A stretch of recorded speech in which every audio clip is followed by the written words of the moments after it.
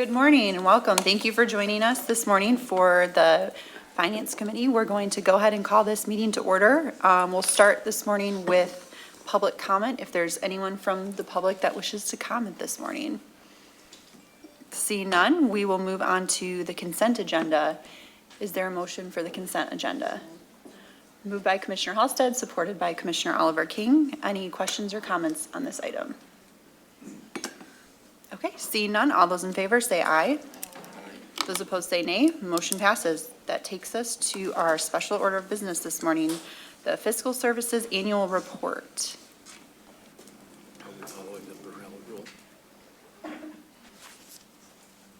Thanks, Taylor. Good morning, Chair and Commissioners.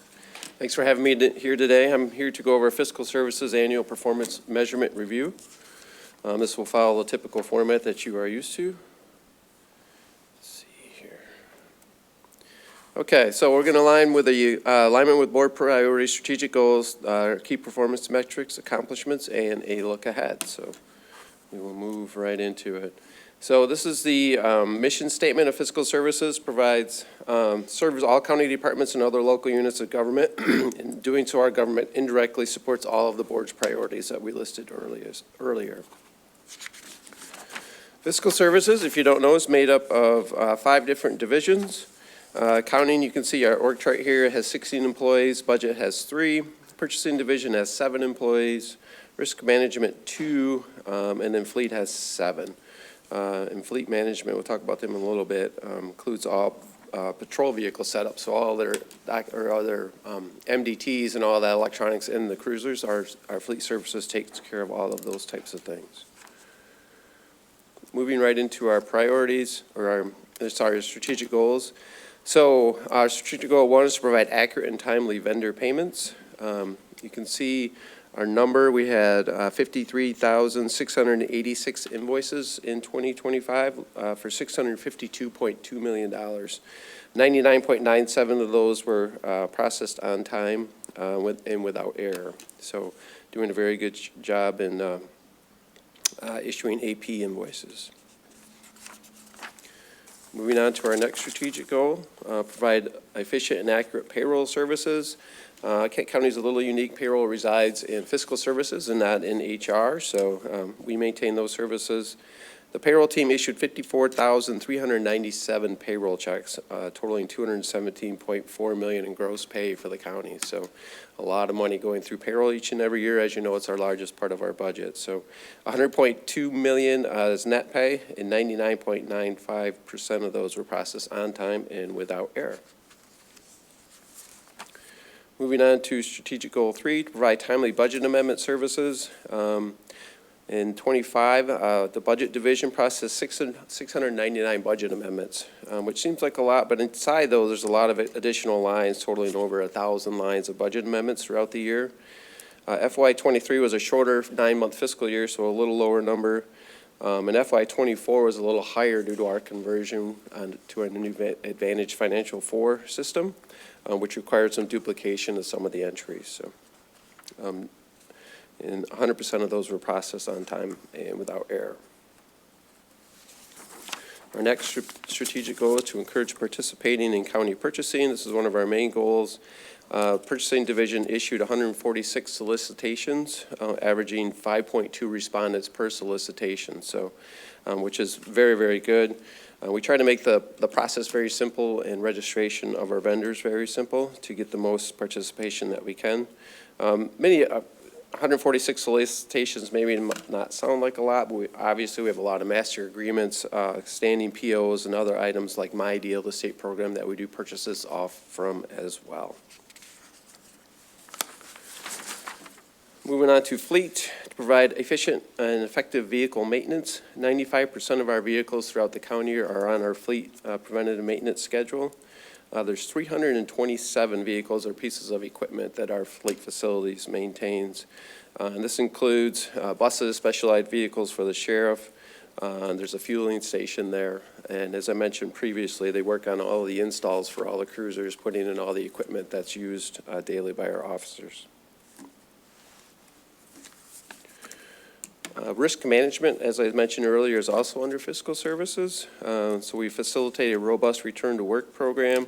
We have a new risk manager this year, Stephanie retired after 25 years with the county, Stephen Lynn, along with, we have a new support person, and they're also going to support the new insurance authority.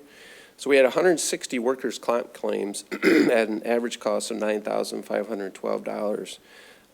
Work comp functions on a calendar year. And the average cost of the claim includes medical, indemnity, and other expenses.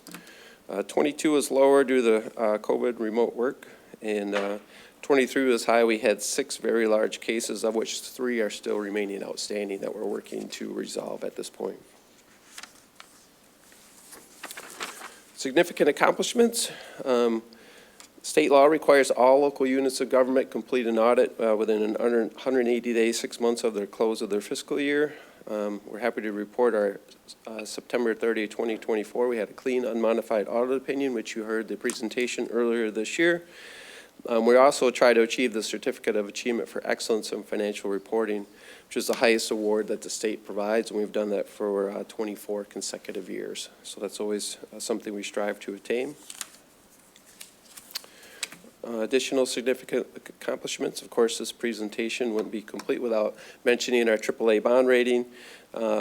This is our 27th consecutive year of maintaining those with Moody's and Standard & Poor's. We're only one of 3 counties in the state of Michigan and one of 112 in the United States. So there's 3,143 counties across the U.S.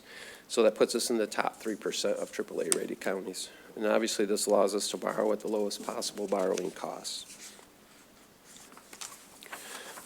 Advantage 4 is another significant accomplishment. This was kind of done behind the scenes. We did an upgrade to our ERP. It was successful. There's always a few bumps along the way. But this is the 4.0 version only will do updating containers throughout the year, so another full implementation will never be required. However, there's different functions to it that we're still working on. We finished all the report finalization. We converted it from the old reporting system from Pentaho to more of a AI type report, so where we can generate anything we need to do. Our annual close was done successfully in the second year. We're moving right now to put in RQS submission, which budget checks all of our POs and purchase items, which we haven't had in the past. There's additional functionality also on P-card processing that we can bring in those files from the banks directly, so we're working on that. Travel and reimbursement, we want to fully implement that. We're hopefully eventually can take a picture of your receipts and those will upload into the system. And then fixed assets, we want to roll out from our current version of Sage into CGI. So a few of us just attended their national conference last week, so there's a lot of new functionality. We included our HR team this year, so we continue to advance the functionality of our ERP system, which we use throughout the county. Fleet Services upgraded to a Pro software, which allows remote entering of work orders for all the sheriff's deputies mainly. So that has added efficiencies, and they can do that from anywhere. Additionally, you guys approved in the capital plan a fuel island at the North County facility, so that will provide additional time savings and cost efficiencies so those deputies don't have to drive down here to refuel. And then the fiscal year change went fairly smoothly. 9/30 was our first, of 23 was our first year end at 9/30. So last year was our first full year, so this year provided us with a full comparison year to year with our 9/30 transition. So this has saved us money with additional, we always had a 3-month lag in our reporting with some of the health funds for those first 3 months, but now everything's on the same fiscal year and we align with the state of Michigan. So. And lastly, I'm sorry, I got 2 more slides. I mentioned previously the Risk Insurance Authority was approved in September by the state of Michigan after a long process. We went live with that on 10/1 in our reporting system, and that actually requires an audit every year for 120 days, so a little shorter time frame than 180 days. So we'll be working to attain a financial advisor, an auditor, and also an actuary for the required reporting for the state of Michigan on that. And unlike the feds, we did adopt our budget on August 28th on time, and it's balanced, so that's a good thing. And then looking ahead, again, we're looking for a clean, unmodified audit opinion. We're currently preparing the 9/30 of '25 work papers right now. Financial reporting award, continuing the AA bond rating, and the Risk Insurance Authority first full year of operation. And with that, I'll take any questions. Fantastic, thank you. Are there any questions or comments this morning? Commissioner Stack? Thank you, Chair Deal. So good morning. Good morning. Jeff, after 27 years, do we qualify for a Lifetime Achievement Award? We should, right? You know, that we don't have to do this every year? I'll ask them. There is no such thing. So seriously, a couple years ago when we opened the facilities, the fleet facilities, one of the objectives was to kind of increase our efficiency in managing these vehicles all over. Do we have any assessment, analysis, or documentation of what kinds of efficiencies and the amount that we've been able to accomplish? I'd have to get some specific numbers from them. Just anecdotally, you've been to the facility, I'm sure. So the access, just for our larger vehicles, especially some of the rapid response vehicles from the sheriff, our buses from KCIA, those were all able now to be safely lifted and repaired in-house. So that has created a lot of efficiencies where we don't have to bring those vehicles to a facility that can handle larger, heavier items. So, and just the flow in and out of that building has created efficiencies for sure for the fleet. But I can ask them if they have any additional. Yeah, I think that'd be metrics on helpful, because that's not the only circumstance where we've said we're going to invest a significant capital amount, because in the long run, this government could be more effective and more efficient. It'd be nice to be able to fall back and say, yeah, and here, I told you so. Sure.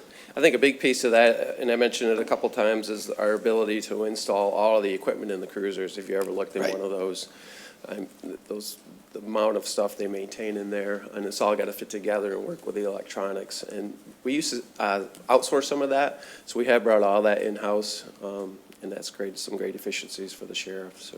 Well, if it's available, that would be great. I don't want you to have to go through a significant reporting protocol that then makes you less efficient, but at least if it's there, it would be nice to see. Okay, thank you. Thank you. Vice Chair McLeod? Thank you, Chair. So, yeah, thanks for this update and your performance measures. It's always good to see us continue to be the outstanding county that we are in terms of fiscal management. So I just had a question on the slide that you showed related to the workers' comp return to work program. I just wanted to kind of understand how that has impacted, well, what the program is, what it involves, and then two, how are you able, how's the county been able to reduce the claim amounts? Is there some sort of programming that's facilitating this? So we work exclusively for our workers' comp with a third-party provider. Protocol is if you're injured on the job, yeah, I'm on the right slide, is to go to Med1 to get an analysis immediately if you're injured on the job.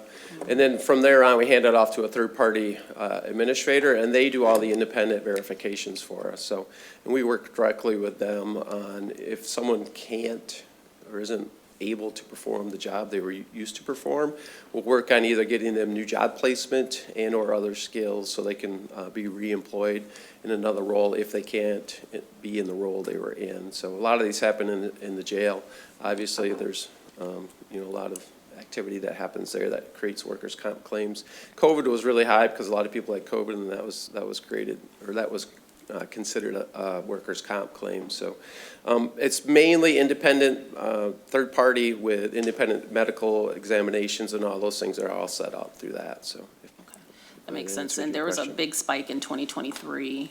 What was that related to? There's a couple big claims out there, and they're still Okay. pending. Some of them are where we haven't been able to reemploy the individual, so they've been off for a long time, and they've had some high medical costs, and we, of course, continue that ongoing payment. And right now, we're working to settle those cases and get those off from the workers' comp roll. So we do have outside third-party coverage for this too. If any claims exceed $700,000, those kick in. So that all works together for our entire program. Commissioner Green? Thank you, Chair. Couple quick comments. Jeff, 27 years for the AAA rating. You've been here about 6 now, so you're your time on that is growing. I know we toot our own horns about that a lot, but we might not give the staff the thanks, so we appreciate your leadership on that. Half serious comment on the Advantage 4.0 entire slide.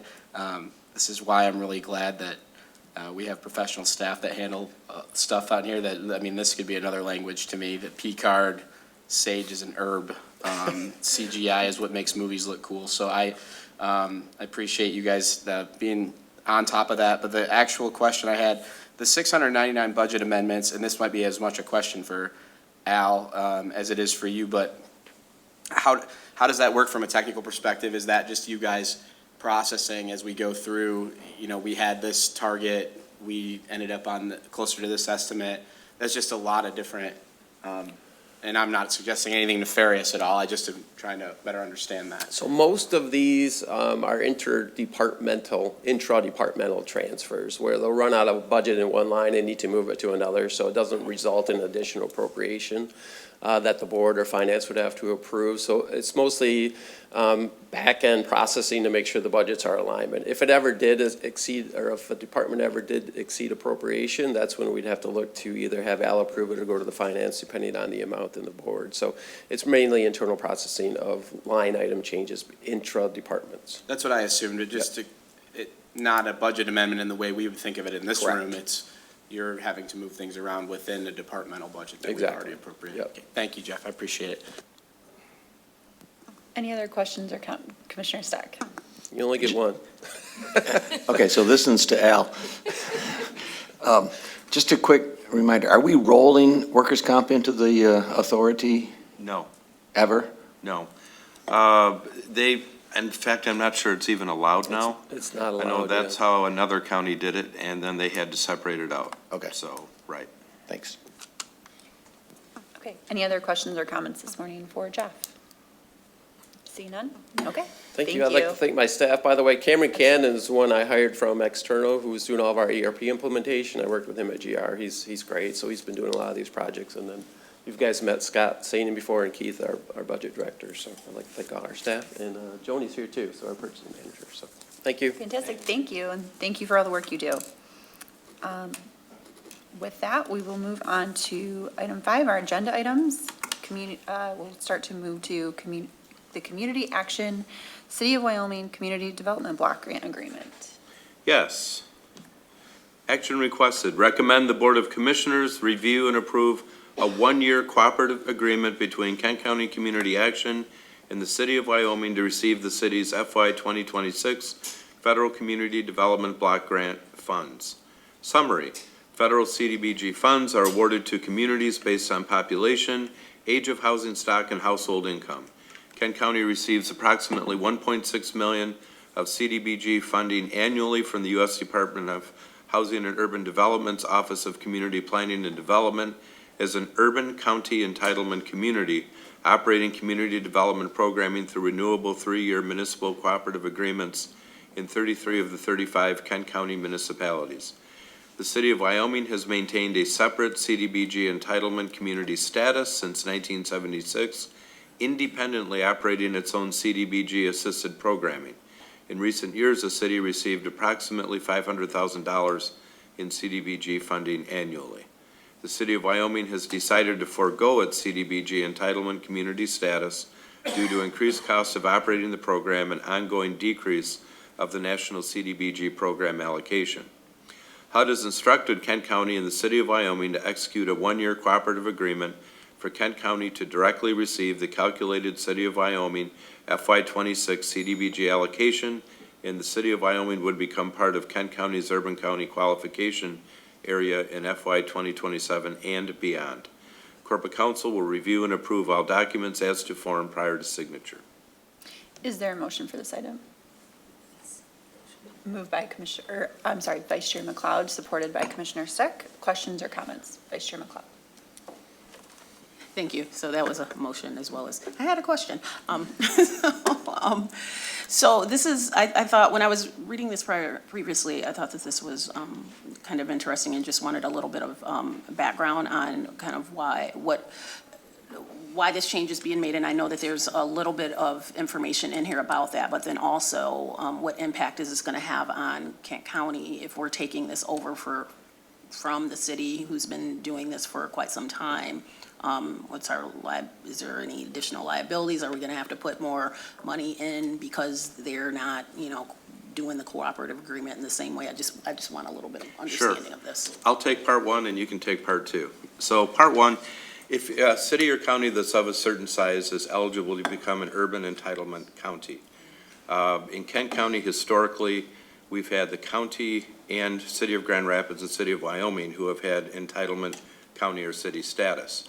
Neighboring Ottawa County, they're not an entitlement county because the larger jurisdictions have decided, at least they weren't when I left, they've decided they can get more money by applying for economic development funds than they can if they were an entitlement county. And so basically in this case, I think with the dollars decreasing, cost of admin going up, I think Wyoming has basically decided that it makes more sense to throw the money into the pot and of the county entitlement status. And I think you're probably much better able to let us know the impact, Chad. Sure. Good morning. Chad Kaufman, Community Development Program Manager within the Community Action Department. Yes, the county and the city of Wyoming have separately operated for a number of years, and Wyoming, if funding were sufficient, would successfully continue to operate the program. They've done a really good job. We've had a good partnership with the city of Wyoming for quite a while with our home grant funding. The city of Wyoming's programming, how they use CDBG funds, is fairly similar to how the county uses CDBG funds. We actually have a lot of overlap in the partnerships. We sign a contract with a nonprofit, they sign a contract with the same nonprofit to do similar actions. So there's not going to be a lot of transition in the way that we've operated in the past. The dollar amount has been roughly the same for City of Wyoming for the past 20 years, right around 500,000. Goes up 40,000, goes down 40,000, and similar for the county. We haven't seen increases in about 30 years in CDBG funding.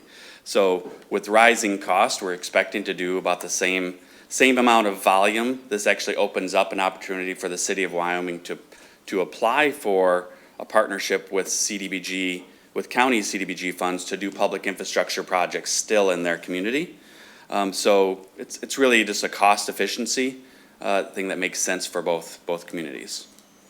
Just one quick follow-up. As you mentioned that there's the county and the city oftentimes will do the same work with the same entities. So will this allow there to be some streamlining, maybe some kind of efficiencies that could be gained from this happening from the county only and not from, duplicating efforts, I guess, because it seems like there could be some duplications with the way things were before. Would this help with that? Certainly, the most basic efficiency is that we'd have one staff member instead of two separate staff members overseeing a contract with an individual nonprofit. So that's a clear efficiency to be gained with that, is that we'll still likely have 6 or 7 contracts that go out to nonprofits, but instead of another 4 or 5 contracts separately with the city of Wyoming, there would just be one individual overseeing those contracts. That makes sense. And will our administrative costs increase because of this, or will it, what's the administrative sort of burden with doing this? Sure. CDBG actually funds its own administrative costs, so about 20% of the grant is, actually 20% is the maximum amount that we can use for administrative costs. So we would end up taking on that funding and use it to cover any additional costs that are incurred from operating the additional size of the grant. Thank you. Commissioner Stack. Thank you, Chair Teal. Following up on those questions, is the $500,000 that is now going to be absorbed by the county from the city, is that already allocated such that we are now taking on the responsibility to administer the programming they've already approved? No, we're talking about the budget that's in discussion on the federal level right now. So right now, the federal level is in conversation about the fiscal year 2026, which the county and the city typically receive in July of the following, of the upcoming year. So the grant terms that we're talking about would be the award for July of 2026 and then going forward. So right now, the city of Wyoming is still operating and plans to operate its existing 2025 grant and any older funds. We would be taking on a partnership that would start effectively in July of 2025, and this is the preparation for that, just months in advance. Right, but there's no string saying, all right, if you take over this 500, here's what we want you to spend it on. No, we have, we'll have some conversations with the city of Wyoming. We want this to be a smooth transition for all of our partners that are involved. So we have conversations going on with the city of Wyoming about what they have been funding, so that we make sure that we're not undercutting any of their community partners and programming. So I guess the answer then initially is no, there's not a string. It's up to you and/or staff to determine what's the recommended allocation. Right. Correct. So in that, what is our allocation protocol? How do we determine where to spend this 500,000? Yep. So actually, we're underway right now with a 5-year strategic plan in our department, and we will forecast out key projects to spend expected HUD community planning and development funding, which includes CDBG, over the next 5 years. So we'll basically target, 5 or 6 key goals. So each year we'll decide which projects will accomplish those goals. We are reviewing the city of Wyoming's population. We're in conversations with the city of Wyoming, the community development staff that are working there now as to what they see as priority needs. And like I said, we expect this to be a smooth transition going forward. Annually, we open up an application process for our local governments. I believe it'll be 34 local governments will be partnering with us for CDBG programming. So they can, annually, they have the opportunity to apply and propose programs that they think will benefit their local jurisdiction and their community. We typically partner with 3. This will allow us to potentially partner with 4 communities throughout the county, including the city of Wyoming, on projects, and we award anywhere from $100,000 to $300,000 towards a public infrastructure project on an annual basis. We open up the same application process for nonprofits to propose programming, and then that is annually decided through a competitive scoring process. So once we incorporate this into our process, is this the only year this will happen? So going forward after 26, that 500,000 will simply be passed through on whatever the feds determine is our allocatable share? Yeah, because of the way that these CDBG fundings is awarded, there's a 3-year period of time that the city is allowed to operate its own programming, or cities are allowed to operate their own programming. This will be year 3 of that 3-year period. So HUD has advised that we need to sign a 1-year agreement to operate their funds on their behalf. So that would be the 2026 period. And then after 2026, starting 2027, the city of Wyoming would be a partnering municipality going forward, and will be just like all the other communities except the city of Grand Rapids, which operates its own community development funding. And finally, can they just say, that didn't work, so we've decided to take the money back? Every 3 years, the local municipalities that qualify to operate their own programming, which would be the city of Wyoming and the city of Kentwood, it's based on population size, they can determine if they would like to operate the programming on their own, and they would have the opportunity to withdraw from that 3-year partnership. Okay. Just to clarify, so for the first year, the money would remain spent on Wyoming priorities. So the 500,000, you would take it over, but it would still be spent in partnership with them on their priorities. Going forward after that first year, it would go kind of into the general program, and they would apply like everyone else for the money. Is that accurate or no? We plan in 2026 to prioritize City of Wyoming projects and with that portion of funding. Right. And then going forward, using our normal election process, our selection process, which City of Wyoming can certainly propose programming But yeah, so the first year will be a little bit different to try to smooth the transition, and give the city of Wyoming some more input over what happens in that first grant year. But again, they're always entitled at the end of that 3 years to say, Right. that didn't work out. We've decided to go back to the original. That's format." correct. Yeah. Any other questions or comments on this item? No? Okay, seeing none, thank you. All those in favor say aye. Aye. Those opposed say nay. Motion passes. That takes us to item B from Community Action, KCCA Fiscal Year 26 MDOT Assisted Transportation. Action requested. Recommend to the Board of Commissioners to accept and appropriate $73,867 in grant funds from the Area Agency on Aging of Western Michigan for the Michigan Department of Transportation Assisted Transportation Program to the 2026 Kent County Community Action Fund budget, contingent upon execution of a contract, and to authorize the board chair or designee to execute the grant agreement, approve extensions, amendments, and increases to the grant appropriation not to exceed 15% of the original award.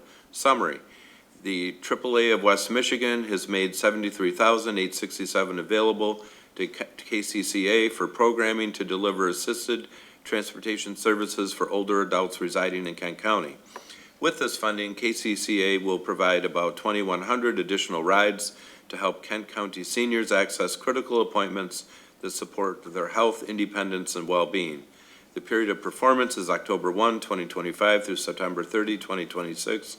Corporate Counsel will review and approve all documents as to form prior to signature. Is there a motion for this item? Moved by Commissioner Oliver King, supported by Commissioner Halsted. Questions or comments? Okay, seeing none, all those in favor say aye. Aye. Those opposed say nay. Motion passes. That takes us to item C from Facilities Management, Strategic Capital CIP Transfer to the Facility Replacement and Renovation Project for Demolition and confirm assignment of project to Building Authority.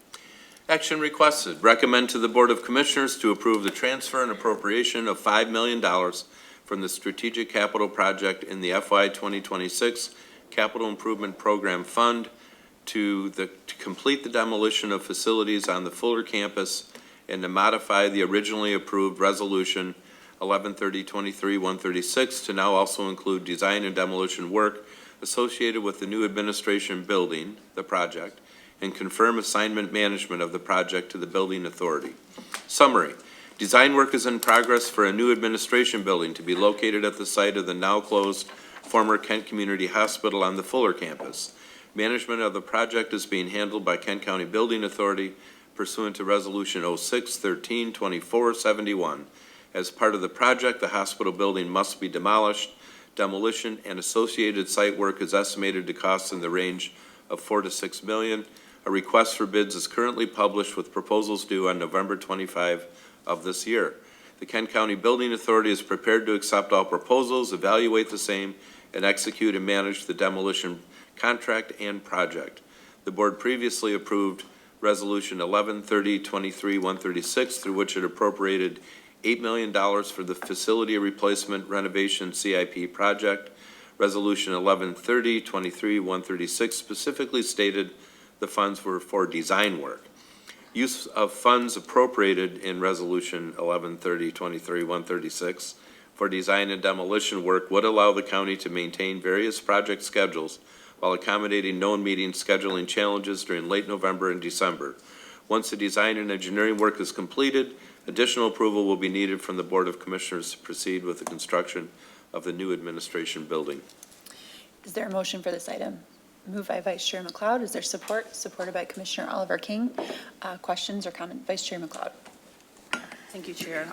So I just wanted to make sure I'm clear on this. So the resolution that we approved back in '23 was for the $8 million for design work. And so this resolution, this motion, resolution is seeking to change that from just design to design and demolition, correct? It's looking to add to it. Add to it. So Correct. and the amount's not changing, it's just the purpose of it is changing a bit. The amount is changing. So the $8 million was for design and for figuring out where exactly to put the facility and that. But we're asking that another $5 million be allocated So it'd be a total of 13 13 million million. allocated this far, the original 8 and another 5 for the demolition. Okay, and just some clarity on the 8 then. So the 8 has been mainly for design work? Correct. And so that we're estimating that the full 8 million will be used on the design process? Ultimately, there will be more Okay, required for the total project to be used for design. okay, all right, thank you. Any other questions, or Commissioner Green? Just a follow-up to that, Al, so, you can tell me later if we don't have it off the top of your head, but approximately how much of that 8 million have we expended to date on the, design pieces, or is it the entire I figure? don't know, but I know somebody who does. Morning, Tim. Good morning. We spent roughly 2 million of the 8 so far, and, you know, some of that was with our initial consultant, and then reusing some of that initial work, and then kind of moving to our new portion on the site. Good, helpful, thank you very much. Commissioner Stack? Thank you, Chair Teal. So if we pass this resolution here and then at the full board, I assume that staff is authorized to proceed to get the bids, tear the building down. Correct. Well, you're actually authorizing the building authority to get the bids and tear the building down, but yes, staff is also part of that. All right, so at any rate, the building will come down. But we haven't made the decision definitively as to building a new building out there. So whether we build a new building out there or not, we still want to tear down the building. Right. Yes, we do. Okay. So if we tear down the building, our friends at Network 180 prodded me to ask, if all we do is tear down the building, does that include the renovations to the 180 operations that would stay? Yes, so the demolition of the hospital is currently out to bid. We have an RFP. It's due November 25th. As part of that demolition process, there's a design to both relocate some of the mechanical equipment that is currently in an abandoned stairwell chase that connects Network 180 and the hospital in a shared wall. So those utilities need to move inside the Network 180 building, and then we're also going to use some of the salvaged brick from 1922 that will match the Network 180 building and carefully put that east face of the Network 180 building back together so that architecturally it looks really nice for, you know, hopefully the next 50 or 100 years. So that's what we're approving, that will happen here too. So my vision of seeing pink walls of the bathroom exposed that's not going to happen. Correct. No. Okay. And we are coordinating with Network 180 to be really careful about, you know, when we do that work and, you know, if we can do that on weekends and be really careful with our operations so that they can Yeah. continue to succeed. So, and I've raised this before in one of our work sessions to make sure that when we do that, if we're doing that as part of this project, to do the best we can to coordinate that visual impact with what we want to accomplish with the new building. Any other questions or comments on this item? Okay, seeing none. All those in favor say aye. Aye. Those opposed say nay. Motion passes. That takes us to item D from the Health Department, fiscal year 2023 state and local cybersecurity grant acceptance. Action requested, approve the transfer of $615,512.56 to the Fuller Campus Clinic Modification Capital Improvement Project in the FY 2026 CIP fund budget from various existing Facilities Department CIP projects. Summary, the Fuller Campus Clinic modification was established by the Board of Commissioners via Resolution 127-2213 with $3.1 million in proceeds from ARPA. Since then, an additional $800,000 was added to the Fuller Campus CIP from ARPA proceeds, and $400,000 was added to the Fuller Campus CIP from Health Department grant funding. Additional funding is needed in the Fuller Campus CIP to cover furniture, fixtures, and equipment not fully accounted for in the original project, and to cover change orders to confirm improved compliance with HIPAA and better access to service for our customers at the public health clinics in the Environmental Health Department. It is requested that the additional funding be transferred to the Fuller Campus Clinic Modification CIP from existing Facilities Department CIPs as follows: $70,450.43 from the Human Services Parking Lot Replacement. What part? This is fine. That one was taken out. What? Doesn't say I wasn't matching up either. It's supposed to be this one. Okay, it was in the drop-down one. Oh, yeah. That's where I No, got that to one it. was removed. Go, Let's see, that's what I clicked on. That's, No, next one. that one. Oh, how'd I get to was that? just an old one. Okay, all right, thank you. Wow, that's awkward. We'll Okay. We'll disregard that. Yeah, erase, I'll do the Men in Black thing. All right. Action requested. Recommend to the Board of Commissioners to accept and appropriate $38,000 in federal grant funds from the Emergency Management and Homeland Security Division of the Michigan State Police to the FY26 Health Fund budget, contingent upon execution of a contract, and to authorize the board chair or health officer to execute the agreement, approve extensions and amendments, and to authorize the board chair or designee to approve increases to the grant appropriation not to exceed 15% of the original award. Summary, Kent County has been awarded $38,000 in a one-time grant from Emergency Management and Homeland Security Division of the MSP.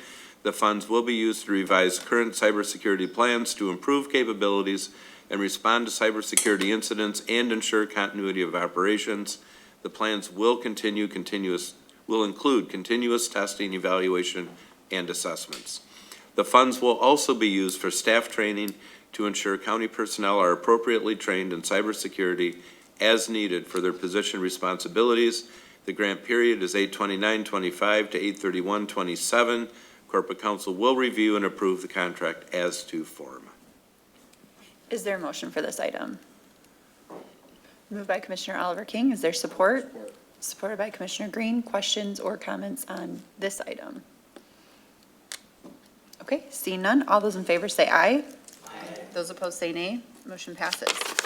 We are on to our last item of the day from Information Technology, fiscal year 2023 state and local cybersecurity grant acceptance. Okay.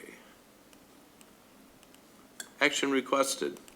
Recommend to the Board of Commissioners to accept and appropriate $150,750 in federal grant funds from the Emergency Management and Homeland Security Division of the Michigan State Police to the IT FY 2026 Special Projects Fund budget for the state and local cybersecurity grant program, contingent upon execution of a contract, and to authorize the board chair or designee to execute the agreement, approve extensions, amendments, and increases to the grant appropriation not to exceed 15% of the original award.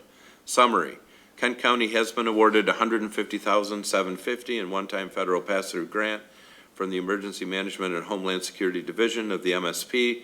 Funds will be used to enhance and improve the overall IT perimeter and endpoint security posture of Kent County. The grant period is 8/29/25 to 8/31/27. Corporate Counsel review and approve the contract as to form. Is there a motion for this item? Moved by Commissioner Halsted. Is there support? Supported by Commissioner Oliver King. Any questions or comments on this item? Seeing none, all those in favor say aye. Aye. Those opposed say nay. Motion passes.